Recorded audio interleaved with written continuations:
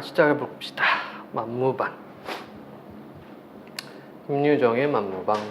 만무방이라는 뜻은 깡패. 네, 요즘 말로 하면은 건달. 그러니까 그냥 자기 마음대로 막 이렇게 행동하는 사람들 있죠. 만무방이라고 그래. 글자로 봤을 때는 전혀 없는. 그러니까 막무가내로 행동하는 사람. 만무방이에요. 갈래는 단편 소설, 농촌 소설, 성격은 반어적, 비판적, 토속적. 배경 일제강점기의 강원도 산골마을. 시점은 전지적 작가 시점, 주제 식민지 농촌의 가혹한 현실. 특징 간결하고 사실적인 문체를 사용하고 있다. 토속적인 어휘로 현실을 생동감 있게 묘사하고 있다. 자, 이거는 김유정 작가의 특징이기도 하죠. 그래서 시골을 모티프로 해서 어떤 향토적인 그런 내용들을 많이 쓰고 있고, 사회 구조적 모습으로 인한 농민의 공핍함을 반어적 기법을 통해 표현하고 있다. 작품 전체 구성, 발전적 위, 절정, 결말 이렇게 되어 있고요.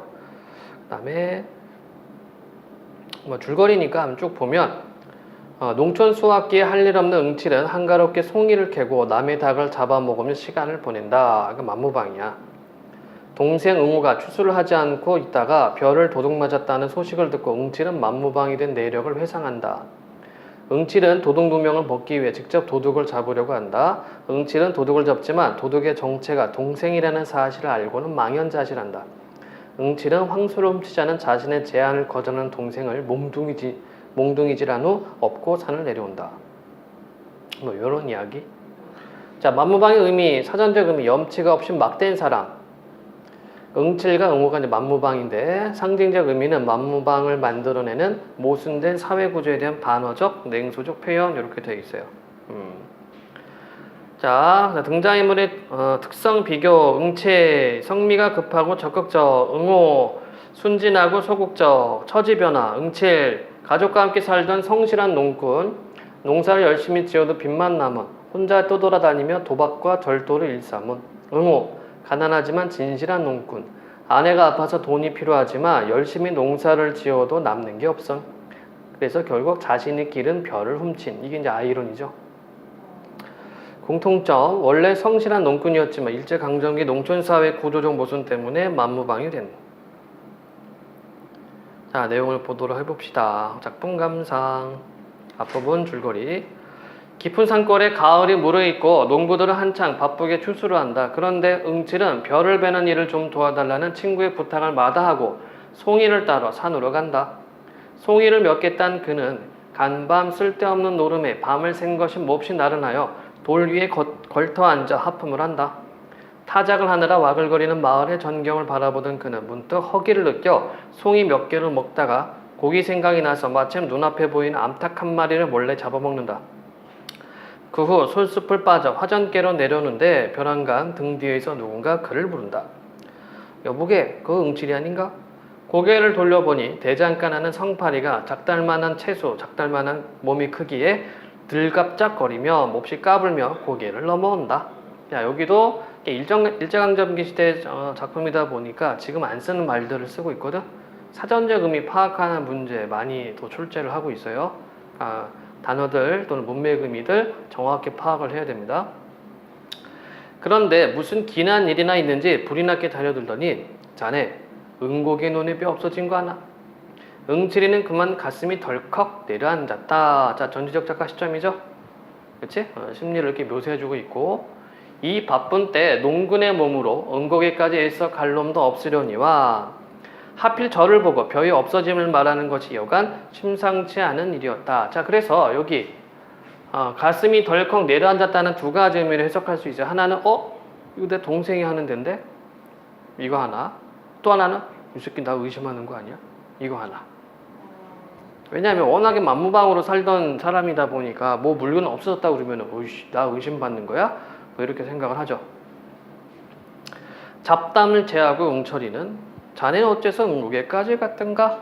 자, 그래서 응철이는 성파리를 한번 떠보는 거죠. 하고 대담스레 그 눈을 쏘아보았다. 그러나 성파리는 조금도 겁먹는 기색 없이 어쩌다 지났지 뭘 그래? 하며 도리에 얼레발을 치고 덤비는 수작이다.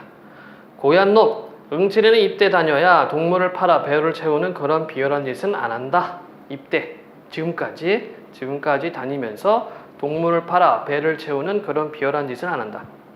낯을 붉히자 눈에 물이 보이며 어쩌다 지냈다. 응칠이가 이 동네에 들어온 것은 어느덧 달이 넘었다.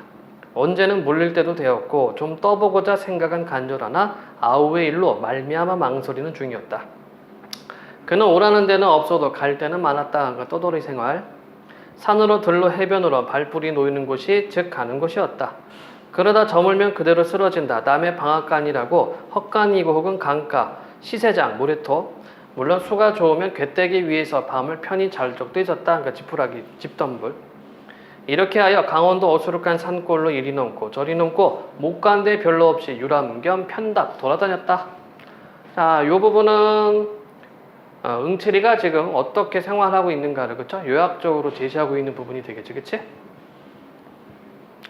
그는 한 구석에 머물러 있으면 가슴이 답답할 만치 대우 괴로웠다. 그렇다고 응칠이가 본시 삐리리냐 하면 그런 것도 아니다. 자, 그러면 3번에 들어갈 어울리는 말은 뭘까요? 백면소생, 숙맥불변, 역마직성, 오만불성, 청량결백. 몇 번? 골라. 확률은 25%. 리얼리? 오만불성 모르겠니? 그래. 불선하다가 오만불선은 줄여서 얘기를 하는 거죠. 오만방자, 불선, 공손하지 못하다 이런 얘기지. 그렇지? 이거 한마디로 뭐야? 싸가지 없는 거죠. 아니요? 3번이요. 역마직성. 역마. 떠돌아다니는 거죠. 직성. 그러한 성격. 떠돌아다니는 성격. 백면서생. 백면. 모든 면이 서생. 아무것도 잘 못하고 그냥 앉아서 책만 보고 뭐 이런 사람들 있지. 그걸 백면서생이라고 그래. 숙맥불변. 이건 뭐예요? 멍청이. 야, 이 쑥매가 이런 말 쓰잖아. 그거야 이게.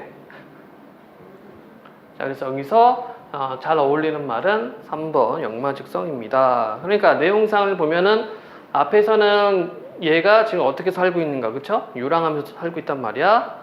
그렇다고 응칠이가 본시 역마직성이냐 하면 그런 것도 아니다. 그도 5년 전에는 사랑하는 아내가 있었고 아들이 있었고 집도 있었고 그때 어디 하루라도 집을 떨어져 보았으랴. 문제 1번. 서술자에 대한 설명으로 가장 적절한 것은 작품 안의 서술자 아니죠? 1인칭 자신의 이야기를 전하고 있다. 1인칭 주인공. 작품 안의 서술자가 다른 인물의 행동과 심리를 묘사. 1인칭 관찰자. 작품 안의 서술자가 다른 인물을 관찰하며 이야기를 하고 있다. 이건 똑같아요. 그렇죠? 2번하고 3번은 같은 말. 작품 밖의 서술자가 인물들의 내면까지 파악, 전달, 전지적 작가 시점. 작품 밖의 서술자가 객관적 상황만을 관찰하며 이야기. 3인칭 관찰자. 답은 4번.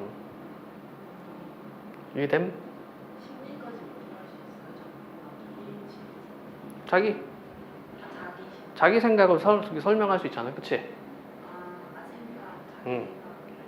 그리고 이 심리를 묘사하는 데 있어서 이거 간접 묘사도 가능하죠. 뭐뭐 하는 듯 싶다. 이렇게. 제가 나를 싫어하는 것 같았다. 이런 거는 이제 간접 묘사잖아. 자, 두 번째입니다. 이 글의 등장인물에 대해 잘못 이해하고 있는 것은 응칠이는 집 없이 떠돌아다니는 신세 맞고, 응칠이의 동생은 응곡의 논에서 농사를 짓는다. 그렇고, 응칠이는 과거에 친구를 파는 비열한 짓을 한 적이 있다. 노노. 앞에서 뭐라고 얘기했습니까? 어디가 있더라? 여기 있네요. 응칠이는 입대 다녀야 동물을 팔아 배우를 채우는 그런 비열한 짓을 안 한다. 지금까지 다니면서 동물을 팔아 배를 채우는 그런 비열한 짓은 안 한다라고 했습니다. 성판이는 응칠이가 논의 벼를 훔쳤다고 의심하죠. 응칠이는 동생이 염려되어 다른 곳으로 가지 못하고 있고요. 자, 4번. 가나에서 드러나는 응칠의 성격을 두 가지로 서술하시오. 자, 이것도 내신형이에요. 오픈형이기 때문에 우리가 가와 나에서 살펴볼 수 있는 것은 뭘까요? 응칠의 성격 어때? 정확하게는 표현이 안 되고 가에서 드러나는 것은 뭡니까? 가이스라는 것은 자네 응곡의 논의 필요 없어진 거 아니야 하면서 잡단을 그만하고 응치리는 자네 어째서 응곡까지 들어갔는가 이렇게 돼 있지, 그치? 그래서 상대방을 좀 의심하는 성격, 의심하기도 하고, 그 다음에 나를 통해서더라는 것을 아우의 일로 말미암아 망설이는 중이다. 아우를 생각하기도 하고, 그 다음에 좀 뭐랄까 좀 이렇게 자유로운 성격이기도 하고, 그렇죠? 그래서 이 4번 문제는요, 이것도 마찬가지로 학교에서 선생님이 정해준 대로 가야 됩니다. 이건 굉장히 오픈형이에요. 그래서 지금 파악할 수 있는 것은 뭐냐면 상대방을 의심한다, 동생을 생각한다, 그리고 자유로운 영혼. 파악할 수 있는 거는 그 세 가지. 질문. 다음 페이지 볼까요? 밤마다 아내와 마주 앉으며 어찌하면 이 살림이 좀 늘어볼까 불어볼까 애간장을 태우며 갖은 궁리를 더하고 더하였더만은 별 뾰족한 수는 없었다. 자, 지금 과거 회상하고 있죠? 그래서 이 글의 전개 방법은 어떤 그 회상체 또는 회고적, 그렇죠? 역순행적 구성 이렇게 볼 수 있겠습니다. 과거 회상이 있기 때문에. 농사는 열심으로 하는 것 같은데 알고 보면 남는 건 겨우 남의 빚뿐. 이러다가는 결말에 봉변을 면치 못할 것이다. 하루는 밤이 깊어서 코를 고며 자는 아내를 깨웠다.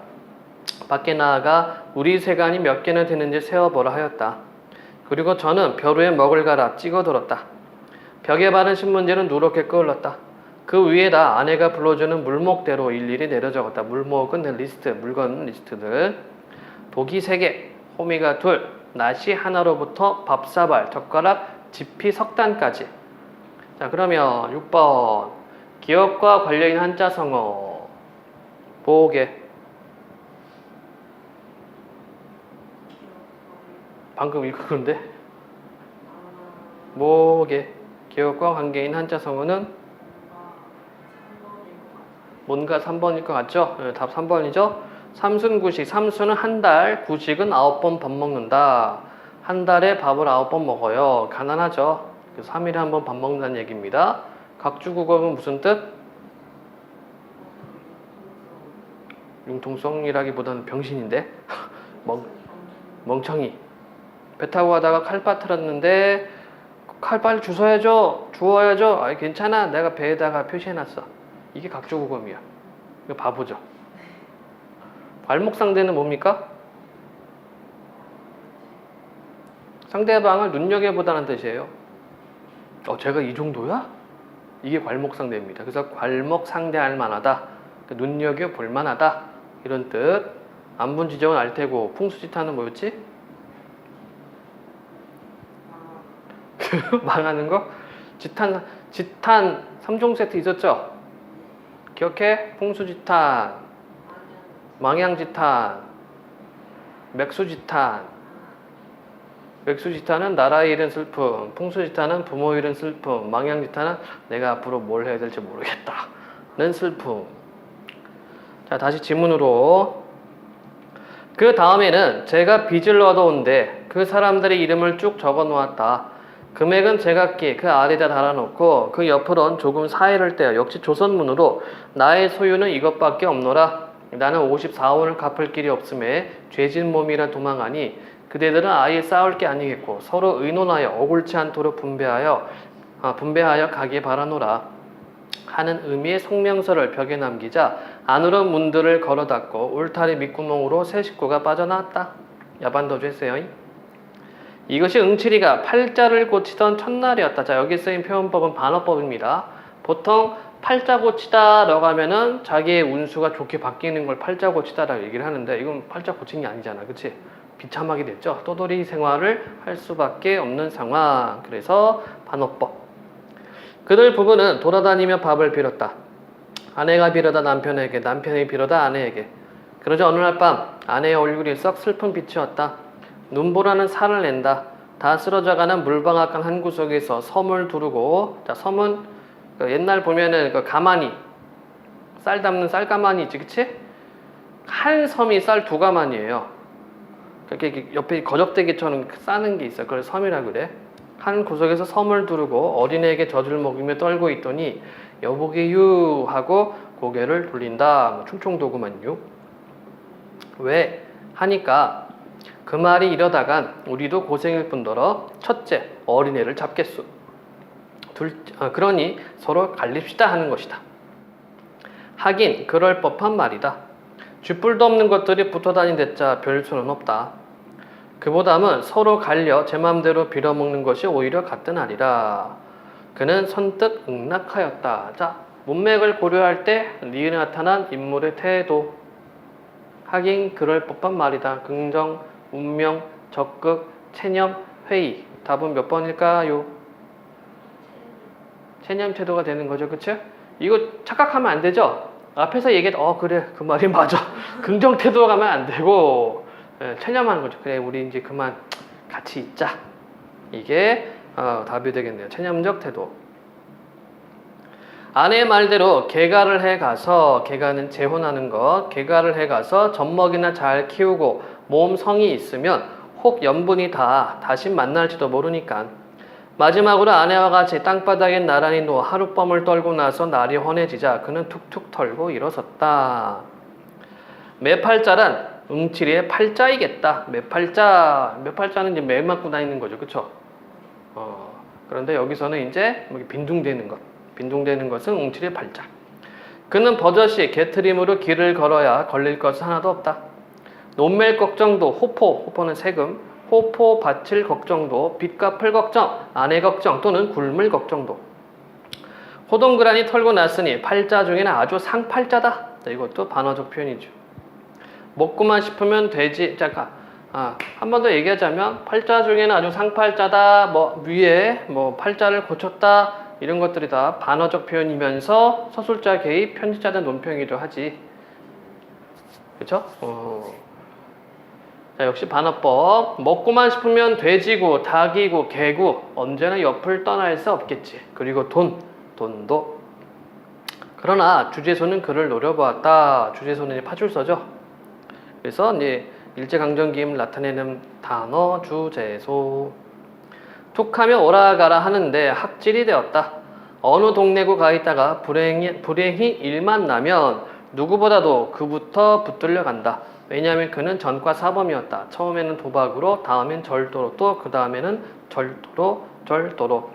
8번 문제. 디귿과 같이 주제소에서 툭하며 응추리를 오라가라 한 까닭이 무엇인지 빈칸을 채워 쓰시오. 응칠은 만무방으로 살면서 이런저런 일들 때문에 뭐가 되었다. 자, 여기 뭐가 됐다고 얘기를 했습니까? 전과 사범, 그쵸? 전과자, 전과 사범이 된 거죠. 전과 사범은 무슨 뜻인지 아니? 재판 받을 때마다 1범, 2번, 3범, 4범이야. 그치? 4번 잡혔잖아. 그래서 쉽게 얘기해서 감옥에 4번 갔다 오면 4범입니다. 그래서 마을에 범죄가 발생하면 우선적으로 주제소에 무엇을 받게 된 것이다. 뭘 받게 돼요? 의심을 받게 된 것이다. 좋다. 네. 질문. 그럼 마음대로 막 사는 거죠? 자, 문제. 5번 문제. 다투라에 대한 설명으로 가장 적절한 것은 응칠이가 살아온 삶의 내력을 알 수 있다. 네. 답은 1번이 되겠네요. 나머지는 안 만든 거. 욕심이 아니고 무소유의 가치 아니고 나약한 의지와 체념적 태도 비판 아니고 인간이 어디까지나 이기적일 수 있는가? 아닙니다. 6번, 7번 했고 8번도 했고 9번 응칠이가 식구들을 데리고 도망친 이유가 무엇이니 서술하시오. 왜 도망갔어요? 돈을 갚을 수가 없어서 가난해서. 그쵸? 좀 더 디테일하게 들어가면 아무리 열심히 일을 해도 빚만 늘어났기 때문에 이렇게 쓰면 되겠지. 그치?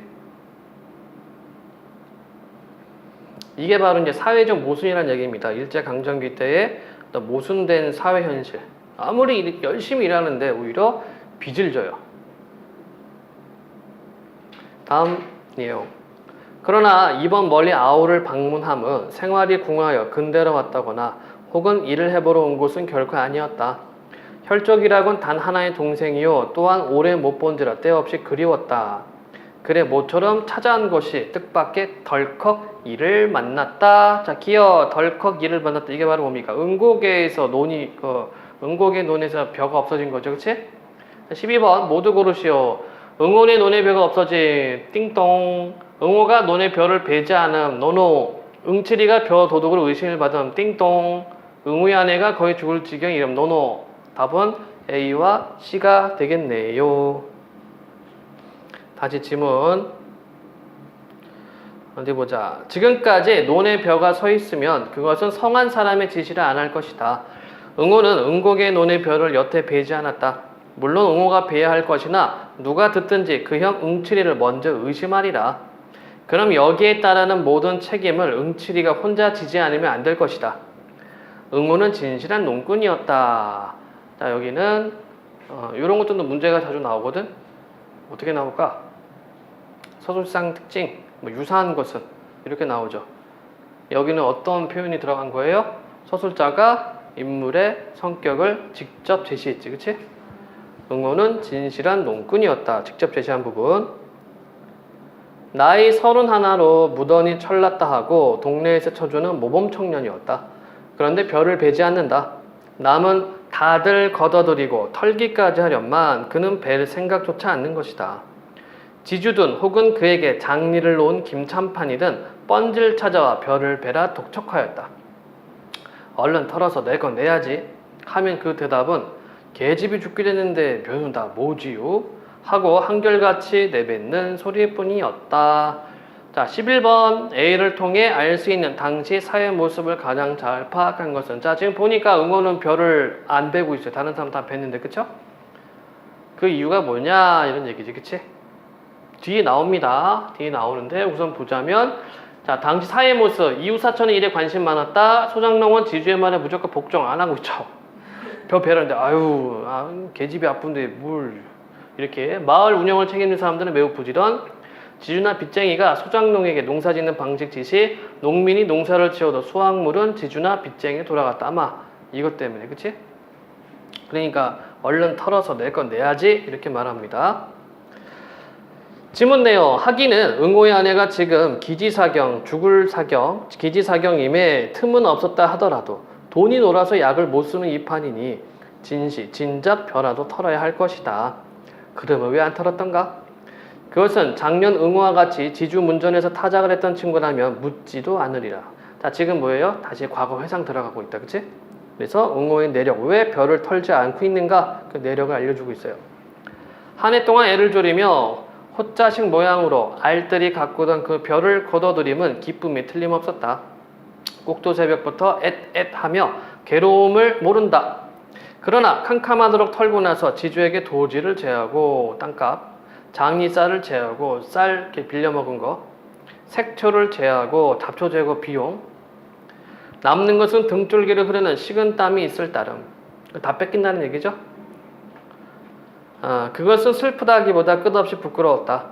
같이 털어주던 농부들이 뻔히 보고 섰는데 빈 지게로 덜렁거리며 집으로 돌아오는 것 진정 열적게 짝이 없는 노릇이었다. 참다 못해 응호는 눈에 눈물이 흘렀던 것이다. 자, 13번 문제. 눈물에 담긴 응호의 심리를 가장 적절한 것은 슬픔, 환희, 체념과 연민, 시기와 열등감, 분노와 좌절감. 슬픔이요? 슬픔만 있나? 상황을 생각해봐. 자, 1년 동안 열심히 농사 졌는데 이렇게 추수하고 나니까 남는 게 하나도 없어요. 그럼 기분이 어때? 연민? 연민을 불쌍하게 생각하는 거지. 일로 가야죠. 화도 나고 절망감이 들기도 하고, 그치? 농사 안 지어봐서 모르겠지. 좀 비슷한 거 생각해볼까? 뭐가 있을까? 뭐 친구들하고 뭐 이렇게 조별 과제 하기로 했는데 막 열심히 만들었는데 파일이 날아가 버렸어. 화나지? 네. 그러면서 절망감이 빠지죠. 아니야? 맞아요. 자기 자신에 대한 분노. 내가 왜 저장 안 했지? 아이씨! 하면서 이거 또 언제 다 해? 막 이럴 거 아니야. 이거잖아, 이거. 분노와 절망감. 파일 날려버릴 때, 그죠? 나도 그런 적이 있었어요. 박사 논문 막 거의 90% 완성 단계였는데 컴퓨터가 갑자기 맛이 간 거야. 수리를 맡겼지? 다 고쳤어요. 가져가세요. 가니까 이제 확인해 주잖아. 파일이 없네? 이게 어떻게 된 겁니까? 포맷했다고. What? 자료고 뭐고 다 날라갔어요. 아, 그때는 진짜 막 별 쌍욕이 다 나오더라. 아, 자료는 백업해줘야지. 포맷을 할 거면. 그리고 포맷을 할 거면은 물어보고 포맷해야죠. 그냥 막 해버렸어요. 그냥. 친구 아니에요? 미쳤죠. 그래서 한 학기 더 다녔어. 자, 계속 보겠습니다. 그러니까 분노와 절망감이죠. 가뜩한데 엎치고 덮치더라고. 올해는 그나마 흉작이었다. 새바람과 비에 벼는 깨깨 비틀렸다. 이놈을 가을하다간, 가을은 이제 가을거지 추수. 이놈을 가을하다가 먹을 게 남지 않으면 물론이요, 빚도다 못 가릴 모양. 에라 베라 먹을 거. 너들끼리 캐다 먹든 말든 멋대로 해라 하고 내던져 두지 않을 수 없었다. 벼를 거뒀다고 말만 나면 빚쟁이들은 우우 몰려들 거니까. 자, 문제 볼까요? 10번 마바 내용을 가장 잘 이해한 것은 응호와 응칠이는 형제라 비슷한 성격을 가지고 있다. 응호는 자신의 논에서 벼를 훔친 것이 응칠이라고 의심하고 있다. 응호는 아내의 약값을 대기 위해 농사가 아닌 다른 일을 찾고 있다. 응호는 성실하게 농사를 지었지만 경제적으로 매우 어려운 상황이다. 응칠이가 마을을 떠나지 못한 것은 응호가 부탁을 했기 때문이다. 몇 번? 4번이 되겠고요. 11번 했고, 12번 했고, 13번 했고, 14번. 응호가 벼를 베지 않은 궁극적인 이유를 당시 농촌 현실과 연관지어 서술하시오. 자, 그럼 뭐라고 하면 만들면 되니?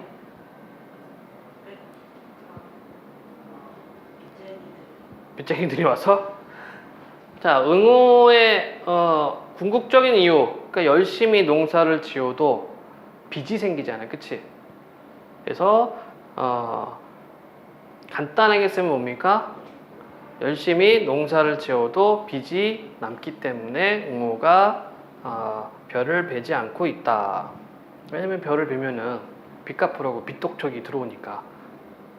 이렇게 정리하면 될 것 같아요. 질문. 자, 절장 부분입니다.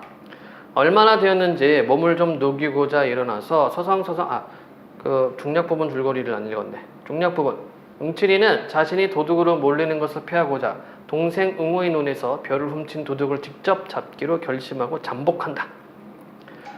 자, 얼마나 되었는지 몸을 좀 녹이고자 일어나서 서성서성할 때였다. 논으로 다가오는 희미한 그림자를 분명히 두 눈으로 보았다. 그러고 보니 피로고 한고이고 다 딴소리다. 그렇지? 막 춥고 졸립고 했는데 누군가가 나타났어. 긴장되죠. 고개를 내대고 딱 버티고 서서 눈에 쌍심지를 올린다. 자, 문맥이 파악하는 문제가 있어요. 16번에 적절하지 않은 것은 1번. 도둑을 잡겠다는 의지가 무척 강하다. 그렇고요. 다시 지문. 흰 그림자는 어느 틈엔가 어둠 속에 사라져 보이지 않는다. 그리고 다시 나올 줄 모른다. 바람소리만 웽웽 칠 뿐이다. 다시 암흑속이 된다. 확실히 벼를 훔치러 논 속으로 들어갔을 것이다. 역갱이 같은 놈, 여우 같은 놈이 굳은 날씨를 기회 삼아 마음껏 하겠지. 의리 없는 썩은 자식. 격장에서 같이 굽는 터에. 자, 오냐 대거리만 있어라. 이를 한번 푹 갈아붙이고 차츰차츰 논께로 내려온다. 응칠이는 논께로 바닥에 내려서서 소나무에 몸을 착 붙였다. 섣불리 서둘다간 낫의 횡액을 입을지도 모른다. 그쵸? 그러니까 벼를 베려면 낫이 필요하니까 거기 다칠 수도 있잖아요. 다 훔쳐가지고 나올 때만 기다린다. 몸뚱이는 잔뜩 힘을 올린다. 한 식격쯤 지났을까? 도적은 다시 나타난다. 논둑에 머리만 내놓고 사면을 두리번거리더니 그제야 기어나온다. 얼굴에는 눈만 내놓고 수건인지 뭔지 헝겊이 가렸다. 보찜을 등에 짊어매고는 허리를 굽으시 뺑손을 놓는다. 뺑손이. 그러자 응칠이가 날쌔게 달려들며 이 자식 남의 벼를 훔쳐가니? 하고 대포처럼 고함을 지르니 논둑으로 그대로 떼굴떼굴 굴러서 떨어진다. 얼결에 호되게 놀란 모양이었다. 응칠이는 덤벼들어 우선 허리깨를 내려조겼다. 어이쿠쿠쿠 하고 처참한 비명이다. 이 소리에 귀가 번쩍 뛰어 그 고개를 들고 팔부터 벗겨보았다. 자, 16번에 2번. 도둑의 몫을 들고 정체를 알아차렸다. 그쵸? 동생 목소리니까. 그러나 너무나 어이가 없었음인지 시선을 치켜뜨며 그 자리에 우두망찰한다. 우두망찰, 어쩔 줄 모르고 서 있는 것을 우두망찰이라고 그래요. 그것은 무서운 침묵이었다. 살뚱맞은 바람만 공중에서 북새를 논다. 왔다 갔다 한다. 한참을 신음하다 도적은 일어나니 성님까지 이렇게 못살게 굴기유. 16의 3번. 응호는 다른 일로도 어려움을 겪고 있다. 성님까지 이렇게 못살게 굴기유.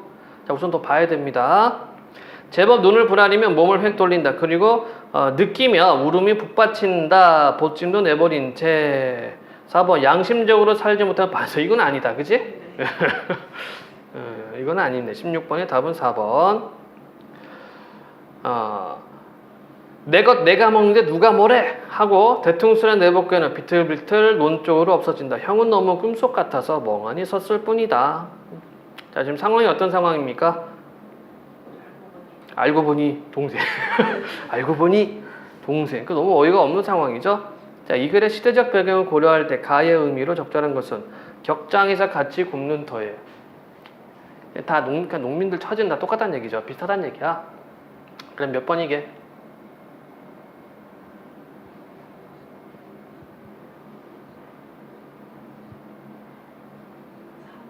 3번. 빚을 지고 같이 떠돌아다니는 처지에? No. 문맥으로 보라니까?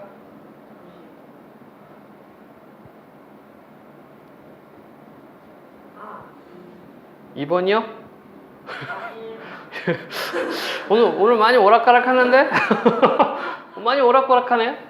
그치? 함께 어렵게 살아가는 처지에, 그치? 다 같이 힘든데, 이거죠. 17번. A 담기 응호의 심리. A. 내 것 내가 먹는데 누가 뭐라 그래? 자신의 별을 밤에 몰래 훔치는 자신이 창피하다. 자신이 별을 훔칠 수밖에 없는 현실이 원망스럽다. 자신의 별을 가지고 가는데 형이 때려서 마음이 상했다. 별을 훔친 것을 들켜 동네 사람들에게 비난을 받을까 두렵다. 형을 도둑으로 몰고 자신의 이득을 챙기려 했지만 들켜 짜증난다. 자, 가장 적절한 건 뭐예요?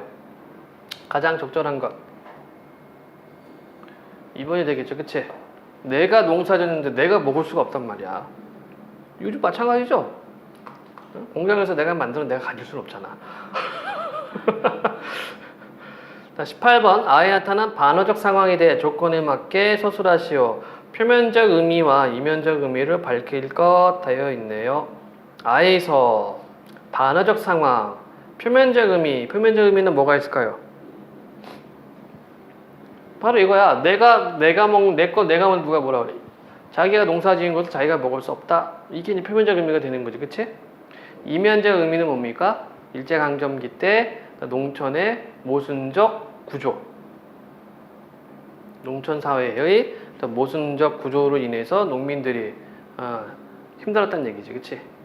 그래서 겉으로 드러나는 것은 응호가 자기가 키운 벼를 자기가 먹을 수 없다는 점. 이게 하나가 되겠고